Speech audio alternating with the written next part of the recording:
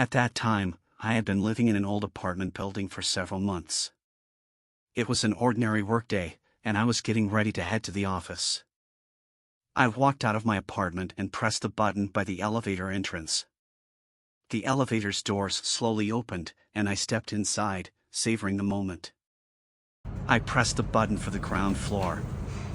Inside the elevator, there was only me, as if the entire building was immersed in its midday slumber.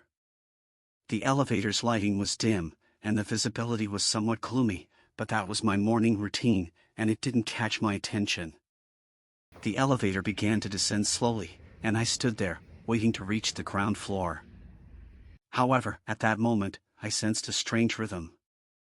The elevator's usual sounds suddenly became eerily quiet, as if all sounds had been swallowed up.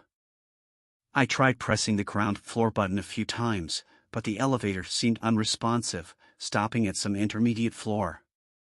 I anxiously glanced at the elevator's button panel, finding that none of the buttons were lit except for the one indicating the top floor. Subsequently, I started to feel shivers as if an invisible pair of eyes were watching me. I attempted to make a call with my phone, but there was no signal. Next, the elevator abruptly came to a halt, and a strange silence enveloped the entire space. I continuously pressed the door open button, but the doors wouldn't open, and the elevator's lighting grew even dimmer. I started to feel fear, utterly bewildered, trying to shout but producing no sound. Inside that dark elevator, I felt as if I were trapped in an endless space, and time seemed to be numbed. My heartbeat grew increasingly loud, and I tried to calm myself down, but no matter what, I couldn't escape this bizarre predicament. Suddenly, the elevator restarted, and the doors slowly opened to reveal the brightly lit lobby with sunlight streaming through the windows. I hurriedly stepped out of the elevator, standing there with rapid breaths, sweat soaking my forehead.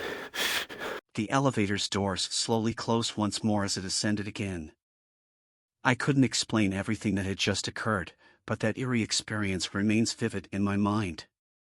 Perhaps it was a hallucination, or maybe it was evidence of the building's soul that had once existed, but I will never forget that moment of fear.